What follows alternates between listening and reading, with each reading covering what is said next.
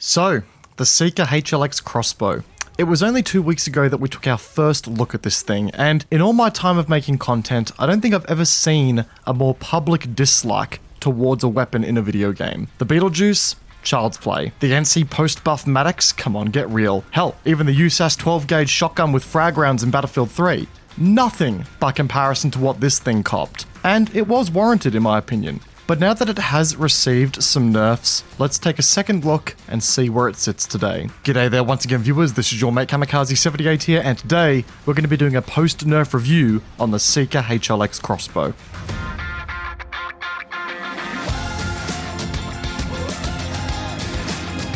So while yes, this is going to follow a pretty similar format to our older weapon reviews that we've done in the past on the channel, you know, with the intent of giving you guys a quick rundown on stats, performance, tips and tricks, so on and so forth, but I also want to have a quick chat about this weapon's design and whether or not it's a healthy addition to the game in general. It is a weapon that's here, it's in the game, and I'm sure that some of you didn't get around to buying it while it was decidedly overpowered, so you're probably wondering if it's still worth it today. So this video is going to be for you, but this weapon is a bit unique in how it shifts the power dynamic in some of the classes of the game, but also how it operates as a weapon. And I want to have a chat about that today as well. That conversation may very well lead into a second video that we do a bit later on, but we'll cross that bridge when we get to it. For those who are new and wondering how our weapon reviews go here, we'll start off with a quick TLDR that gives you guys a quick rundown on the weapon and its performance. I get it, some of you can't sit through ridiculously long videos on the internet. Following that, we'll get into some basic stats on the weapon and its performance. Being a crossbow, there's a little bit less to go over here, which is nice, but then we'll go into some weapon-specific strategy, and then finally, we'll have a talk about the weapon's place in the game and where I sit on it. But let's get the show underway with the quick TLDR because, well, we have a lot to get through here today. For the uninitiated, the Seeker HLX is the first of a brand new category of weapon, heavy crossbows, which are now available to light assaults and infiltrator classes. And I think it's worth getting this out of the way right now. There's no denying that post-nerf,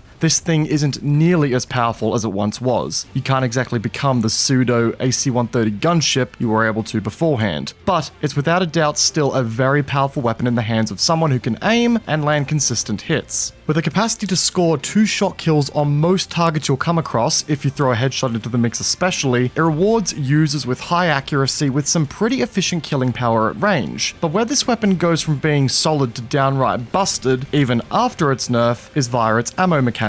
This weapon takes its entire ammo pool in one sitting without any need to reload between shots, which means that if you take the capacitor arms for example, you essentially have a DMR with 80 rounds of continuous fire available to you. Sit on top of an ammo pack, and yeah, you never run out of ammo. The ammo pack directly feeds back into the current shooting magazine that you have. So what you have here as a result is a high damage weapon with a respectable effective range that you can just keep on shooting, which makes this thing one of the most powerful long-range weapons in the game as it stands. And I'm not exactly sure it's a good thing for the game right now. If you say get a good flank and you zero in your drop, you can simply span the weapon and score an obscene amount of kills from a safe distance with no interruption. And when you compare it against, say, the other scout rifles available to the same class, it's a clear example of power creep in action in this game. And I think the weapon needs some further tuning to get it to a good spot, especially for the classes it's on. But I know I have some number jockeys in here, so let's get into the stats and see how this thing operates. Starting off with the damage, and well, this thing is no joke, rocking a maximum damage of 600 at the 8 meter mark, dropping off to 450 after 120 meters. For context, scout rifles like the Warden only have a minimum damage range that extends out to 75 meters. So this thing is rocking some incredible long-range potency here. In fact, the weapon's drop over range is so long that it theoretically only takes 2 bolts to kill a target all the way out to the 82 meter mark, dropping out to a 3-shot kill once you pass that distance. Now that of course assumes you don't end up dealing with any damage modifiers like heavy shields, limb hits, nanowave armor, or anything of the sort, but on the other hand, if you score a headshot at practically any distance, then this thing is basically a 2-shot kill guarantee. Once again, that's assuming no further damage modifiers come into play, but it just paints a picture as to how powerful and consistent this thing can actually be. To clarify here as well, the weapon only sports a 1.5 times headshot multiplier, which makes it unable to one-shot any target other than a stock standard infiltrator in its maximum damage distance. So it's not a replacement to your bolt action snipers per se. Now time to kill is pretty difficult to work out here because the weapon does sport a 70 round per minute fire fire rate, but also a 0.25 second delay between the squeeze of the trigger and the bolt leaving the weapon. Theoretically speaking, if you were to time things almost perfectly, and if my math is right in assuming the rate of fire statistic takes into consideration the firing delay, then we've got an effective time to kill of around about 0.86 seconds at 8 meters and 1.72 seconds at the 120 meter mark. But let's be honest, the numbers are a touch funky here, and with a weapon like this, the travel time of the bolt is going to have a more realistic impact on time to kill as opposed to rate of fire, which my metrics don't take into consideration. So the weapon doesn't look that impressive when you compare it against the likes of other meta weapons in the game, but the gameplay should be doing the talking at this point as to how impressive the weapon actually is. Taking a look at handling, and first up, we aren't going to have to worry about recoil here. I mean, the weapon has recoil stats, but they just simply aren't worth going over. It's negligible to talk about. The real star of the show here, well, there's a couple of noteworthy things actually here. Firstly, cone of fire values. Whenever you're aiming down sights with this weapon, it will be perfectly accurate. Whether you're moving, standing, crouching, doing the Macarena, this weapon will fire with perfect accuracy no matter what. Where you point, the round will go. And that's a pretty powerful advantage to have, especially if you're, say, in a sniper duel with this thing. You can keep moving mid-exchange while the poor bastard on the other end has to stand still to keep his rounds accurate. Hip fire accuracy is also pretty impressive here. Across the board, there is no bloom per shot while firing, so you're able to just keep on blapping carefree and enjoy yourself as such. But if I was to call out one aspect of the weapon that is just completely busted, it's the way it handles ammunition. The weapon sports a 40 round ammo pool, but it takes all of that into its current magazine. You can fire 40 bolts without interruption. There's no reload to go through here. You can legitimately find a flank of 15 dudes and kill them all before needing to ever worry about your ammo. For those who love their numbers, you're going to have a heart attack when I tell you this. The Gauss-Saw, an LMG renowned for having one of the largest damage per mag outputs in the game, stock standard, sports a maximum damage potential per magazine of 20,000 before needing to go through a reload of 7.5 seconds. The Seeker, on the other hand, sports a maximum potential damage per quote-unquote mag of 24,000 before needing to seek out more ammo, and its payload maintains potency over a much longer distance in comparison to the Gauss-Saw. But like those old crappy infomercials, I'm not done yet, because standing on an engineer's ammo pack with this thing replenishes the current weapon's ammo count without needing a reload. So yeah, you can be firing this thing constantly, no downtime, and never run out of ammo if you have an engineer. That's insane, and to make matters worse, you can effectively double the maximum potential damage per mag of the Crossbow by simply taking the capacitor arms, which doubles the amount of ammunition you take at any one given point in time. Guys, the Cobalt anti-infantry vehicle weapon that's available to Sunders and tanks and all that has a maximum damage output per mag with a max rank magazine upgrade of 30,000. If you take the capacitor arms, that moves up to 48,000 for the Crossbow. Dare I say anything more? Wrapping things up, it has a 380 meters per second muzzle velocity, which may not seem like a lot, but it's more than enough to work with here, and we've got a 0.75 times aiming down sights movement multiplier to boot. So that's the Seeker HLX from top to bottom, guys, and I'm sure some of you are, asking the question, is it still worth buying? If those alarming stats hadn't told you so already, yeah, it's still worth buying, guys. And I'm kind of in an awkward position, if I'm being honest, with making that recommendation, because it's the only effective equivalent to a scout rifle that light assaults have access to right now. Hell, I'd even argue it's a better scout rifle than the scout rifles that are available to the infiltrator class already. So yeah, you should 100% buy this thing due to how powerful it can be, but by the same token, if it were up to me, this weapon just wouldn't be in the game in its current state right now. To me, this thing is the living embodiment of power creep in Planetside, and that has to be said. So the recommendation comes with an asterisk that I would have this thing changed immediately. I recommend the weapon in its current form, but I feel as though it's so overtuned right now, even despite its nerfs, that I feel as though the recommendation can only stand as long as it stays in the game this way. We'll have to reassess it if it one day gets nerfed, which I really think it should be still. But anyway, let's quickly have a chat about how you should be using this thing.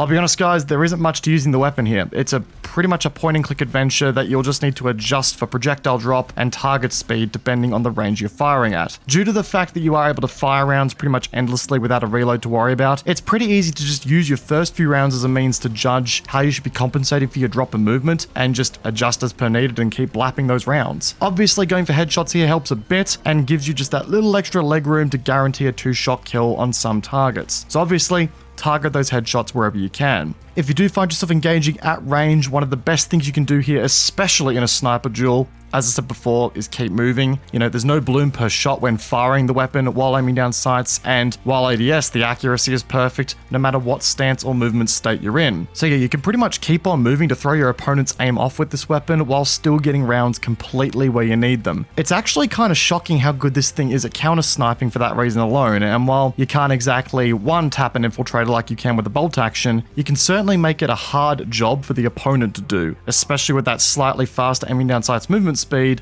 thanks to our, 0.75 times ADS movement multiplier. I will admit this much, despite the weapon's high uptime and despite its high damage per mag, despite everything that it has going for it, it's very much not a weapon that you can take into head-on 1v1 fights. Its spammability makes it great for choke point holding and for laying down continuous fire where enemies struggle to single you out. It's also brilliant at scoring flanks and just yeeting damage down range before enemies can even react to the barrage. But where it does fail is in its ability to get into 1v1 gunfights. Sure, a good couple of hits or a headshot in the mix will turn the tide in your favor, but any half-decent shooter who can crack a headshot or two will wipe the floor with a crossbow user if they engage on equal footing. So taking the crossbow into situations where you can't control a fight is a dangerous game to play. Always aim to be the one starting the fight. But beyond that, guys, there's nothing really too crazy behind using this weapon. It's pretty simple at the end of the day. Just aim well and you'll do well. Let's say you've decided to buy the weapon and you want to have a quick look at the attachment options. Let's have a chat about these real quick as well. We have access to a 1x, 2x, and 6x optics, with the standard optic being a 3.4x. As far as the rail attachments are concerned, we have access to the lightweight arms, which now decrease your hipfire cone of fire by only 40%, but reduce your hipfire fire rate by 20% in turn. The capacitor arms, which double your ammunition but increase your equip time by 20%, and the guide arms, which increase your muzzle velocity by 20% while reducing your hipfire accuracy by the same amount. Ammunition wise, we have access to the aerolite bolts, which reduce your firing delay by 0.1 seconds. They also increase the minimum damage range by 20%, but they reduce your direct damage by 150. The fracture bolts that trade 250 direct damage for 200 explosive damage over 2 meters and increase your shot delay by 0.2 seconds. And finally, the split bolts, which split the single round to 3 shards that each deal 40% of the original damage and see a reduction in the headshot multiplier by 50%. There's a lot of unique attachment options here that you can run, but I'll be honest, I've found myself primarily running either the default or fracture bolts with the capacitor or guide arms depending on the situation post nerf. If I think I'm going to be going out on my own flanking a ridiculous choke point, then I'll take the capacitor arms, and ammo wise it really depends on how grouped up I think enemies are going to be. Overall, I really think the default ammo type is the way to go 9 times out of 10 here. Split bolt is okay if I feel like aiming is for chums for a day, but don't really bother with the aerolite bolts at all. They just don't bring enough to the table to justify taking a hit to your damage output. The fracture bolts are still worth taking if enemies are ridiculously grouped up, albeit not as good as it used to be, but it is something still nonetheless. But the consistency for me comes down to those core default bolts doing the most of the legwork for me.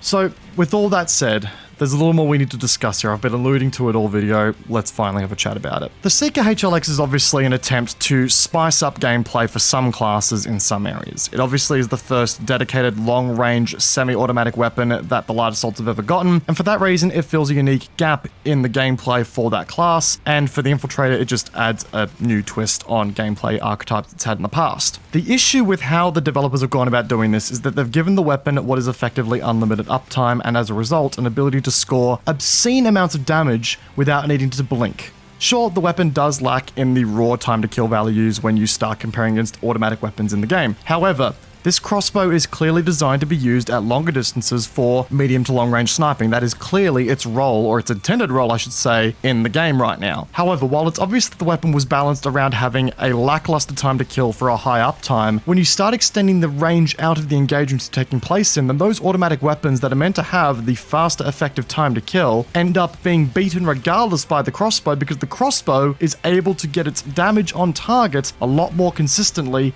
than its competition. The fact that this weapon can be on the move and still fire with perfect accuracy and can take up to 48,000 effective damage per magazine before needing to even consider looking for an engineer's ammo pack gives this weapon unrivaled uptime in the damage department. And okay, you know what? We'll look at things more conservatively, because I've just been arguing that this weapon should be used at a longer distance, which means you're not going to hit that maximum damage profile every engagement you get into. Okay, let's consider an average engagement distance of 82 meters, which is 500 damage for for this weapon, that is still 30,000 effective damage before needing to consider downtime when you're running the capacitor arms and taking 80 bolts into combat. Once again, for context, that is the exact same amount of damage per magazine available to a max rank upgraded Cobalt available for vehicles. A weapon that can be accessed by a class that can traverse any obstacle on the map or can go invisible at any given point in time with this much damage per mag under its belt is a severe problem when it comes to balance as it stands. It completely eliminates the need for scout rifles to exist on the Infiltrator class. Slug with shotguns, completely useless nowadays.